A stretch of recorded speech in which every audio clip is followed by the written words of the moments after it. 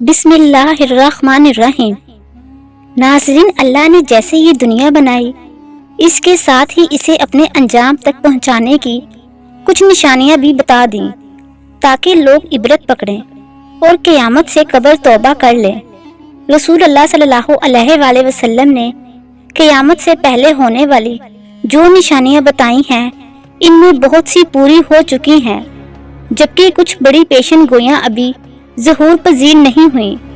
ان پیشن گوئیوں میں ایک بڑی پیشن گوئی امام مہدی علیہ السلام کا ظہور ہے، جو قیامت سے پہلے ہوگا۔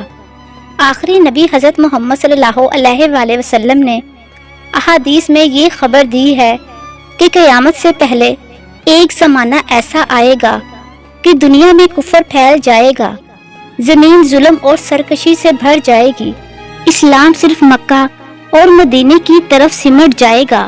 اس وقت نبی صلی اللہ علیہ وآلہ وسلم کی بیٹی سیدہ فاطمہ کی اولاد میں سے ایک شخص پیدا ہوگا جو زمین کو عدل و انصاف سے بھر دے گا۔ ان کی حکومت تمام روئے زمین پر ہوگی۔ لہٰذا آپ صلی اللہ علیہ وآلہ وسلم نے فرمایا، دنیا ختم نہ ہوگی یہاں تک کہ عرب کا بادشاہ ایک شخص بنے گا جو مجھ سے یا میرے گھر والوں سے ہے، اس کا نام میرے نام کے موافق یعنی محمد ہوگا، اور اس کے باپ کا نام میرے والد کے نام کے موافق یعنی عبداللہ ہوگا۔ وہ زمین کو عدل و انصاف سے بھر دے گا۔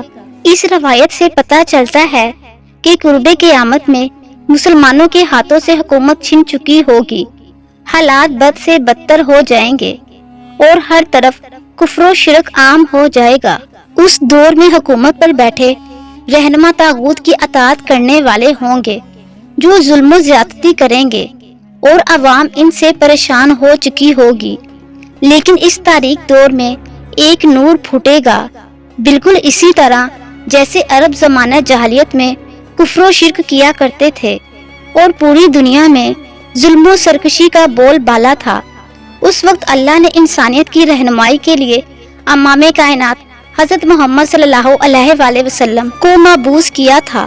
بالکل اسی طرح قرب قیامت کے بدترین حالات میں اللہ امام مہدی علیہ السلام کو مبعوث فرمائے گا۔ لہٰذا حضرت جابر بن عبداللہ سے روایت ہے کہ رسول اللہ صلی اللہ علیہ وآلہ وسلم نے فرمایا، وہ وقت قریب ہے جب عراق والوں کے پاس روپے اور غلہ آنے پر پابندی لگا دی جائے گی۔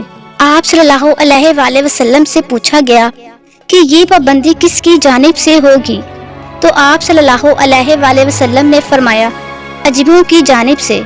پھر کچھ دیر خاموش رہنے کے بعد کہا کہ وہ وقت قریب ہے جب اہل شام پر بھی یہ پابندی لگا دی جائے گی۔ پوچھا گیا کہ یہ رکاوٹ کس کی جانب سے ہوگی؟ آپ صلی اللہ علیہ وآلہ وسلم نے فرمایا، اہل روم کی جانب سے۔ پھر آپ صلی اللہ علیہ وآلہ وسلم نے فرمایا کہ میری امت میں ایک خلیفہ ہوگا جو لوگوں کو مال اب بھر بھر کر دے گا اور شمار نہیں کرے گا۔ آپ صلی اللہ علیہ وآلہ وسلم نے فرمایا کہ اسلام اپنی پہلی حالت کی طرف لوٹے گا جس طرح کہ ابتدائے مدینہ سے ہوئی تھی، یہاں تک کہ ایمان صرف مدینے میں رہ جائے گا۔ اس روایت سے معلوم ہوتا ہے کہ امام مہدی علیہ السلام کے ظہور سے قبل مسلمانوں کی مالی حالت بہت خراب ہو چکی ہوگی اور لوگوں کی طرف سے اہل اسلام کو شدید نقصان پہنچایا جائے گا، حتیٰ کہ لوگ کھانا کھانے کے لیے محتاج ہو چکے ہوں گے۔ امام مہدی علیہ السلام کا ظہور کیسے ہوگا، اس کے متعلق مستدرک الحاکم کے اندر ایک روایت ملتی ہے کہ رسول اللہ صلی اللہ علیہ وآلہ وسلم نے فرمایا، ذی القعدہ کے مہینے میں قبائل کے درمیان میں کشمکش اور معدہ شکنی ہوگی، لہٰذا حاجیوں کو لوٹا جائے گا اور منی میں جنگ ہوگی، بہت زیادہ قتل و عام اور خون خرابہ ہوگا، یہاں تک کہ عقبہ جمرہ میں بھی خون بہہ رہا ہوگا۔ نوبت یہاں تک آئے گی کہ حرم والا یعنی امام مہدی علیہ السلام بھی وہاں سے چلے جائیں گے اور بھاگ کر وہ رکن اور مقام ابراہیم کے درمیان میں آئیں گے اور ان کے ہاتھ پر بیعت کی جائے گی۔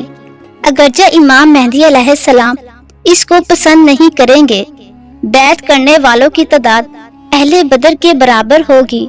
ان بیعت کرنے والوں میں سے زمین و آسمان والے خوش ہو جائیں گے۔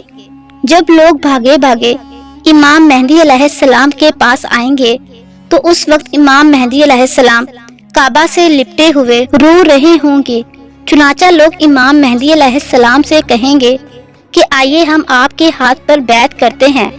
امام مہدی علیہ السلام کہیں گے کہ افسوس، تم کتنے ہی معاہدوں کو توڑ چکے ہو اور کس قدر خون خرابہ کر چکے ہو۔ اس کے بعد نہ چاہتے ہوئے بھی وہ بیعت کریں گے۔ پھر آپ صلی اللہ علیہ وآلہ وسلم نے فرمایا، اے لوگو، جب تم انہیں پا لو تو ان کے ہاتھ پر بیعت کر لینا، کیونکہ وہ دنیا میں بھی مہدی ہیں اور آسمان میں بھی مہدی ہی ہیں۔ لہٰذا امام زمانہ مہدی علیہ السلام کو لوگ ان نشانیوں سے پہچان لیں گے اور ان کے ہاتھوں پر بیعت کریں گے۔ آپ امت کے رہنما ثابت ہوں گے۔ دراصل امام مہدی علیہ السلام کے ظہور سے قبل ہی کچھ نشانیاں پوری ہو چکی ہوں گی، جیسے دجال کا خروج، سورج کا مغرب سے طلوع ہونا، مشرق سے ایک عظیم آگ کا نکلنا ہے، جن کی پیشن گوئیاں حضرت محمد صلی اللہ علیہ وآلہ وسلم نے احادیث میں کی ہیں۔ لہٰذا ان نشانیوں کی پوری ہو جانے کے بعد مسلمان خود اس انتظار میں ہوں گے کہ اس امت کو نجات دلانے والا وہ رہنما قریب ہی آنے والا ہے۔ احادیث شریف میں امام مہدی علیہ السلام کا حلیہ اور شکل تفصیل سے بیان ہوئی ہے۔ لہٰذا حضرت ابو سعید خدری رضی اللہ تعالیٰ عنہ سے روایت ہے کہ رسول اللہ صلی اللہ علیہ وآلہ وسلم نے فرمایا، مہدی میری اولاد میں سے ہوں گے، روشن اور کشادہ پیشانی اور اونچی ناک والے، وہ روئے زمین کو عدل و انصاف سے بھر دیں گے جس طرح وہ ظلم و ستم سے بھری ہوئی تھی۔ وہ 7 برس تک زمین پر برسر اقتدار رہیں گے۔ ایک روایت میں آتا ہے کہ امام مہدی علیہ السلام کے چہرے مبارک کی رنگت عربی اور جسمانی ساخت اسرائیلی ہوگی۔ جب امام مہدی علیہ السلام کا ظہور ہوگا اس وقت حضرت عیسیٰ علیہ السلام بھی آسمان سے نازل ہو چکے ہوں گے۔ حضرت عیسیٰ علیہ السلام اللہ کے برگزیدہ نبی تھے، جنہیں آپ کی زندگی میں ہی آسمان پر اٹھا لیا گیا تھا۔ ایک پیغمبر ہونے کے باوجود عیسیٰ علیہ السلام امام مہدی علیہ السلام کے پیچھے نماز ادا کریں گے۔ لہٰذا روایتوں میں آتا ہے کہ صبح کی نماز کے وقت دمشق کی مسجد کے مشرقی مینار پر عیسیٰ علیہ السلام نازل ہوں گے۔ وہ اس وقت دیکھیں گے کہ حضرت امام مہدی علیہ السلام نماز شروع کرنے والے ہیں۔ امام مہدی علیہ السلام بھی محسوس کریں گے کہ حضرت عیسیٰ علیہ السلام کا نزول ہو چکا ہے۔ لہٰذا امام مہدی علیہ السلام پیچھے ہٹیں گے تاکہ عیسیٰ علیہ السلام آگے آ کر امامت کروائیں، لیکن حضرت عیسیٰ علیہ السلام انہیں آگے کر دیں گے اور امام مہدی کے پیچھے نماز پڑھیں گے۔ اس کے بعد حضرت امام مہدی حضرت عیسیٰ علیہ السلام کے ساتھ ایک لشکر سمیت روانہ ہوں گے اور دجال سے جنگ کریں گے اور اسے قتل کر دیں گے، اور اس کے بعد بیت المقدس کی فتح ہوگی۔ ناظرین، ویڈیو پسند آنے کی صورت میں اسے لائک کریں، شیئر کریں اور سبسکرائب کریں۔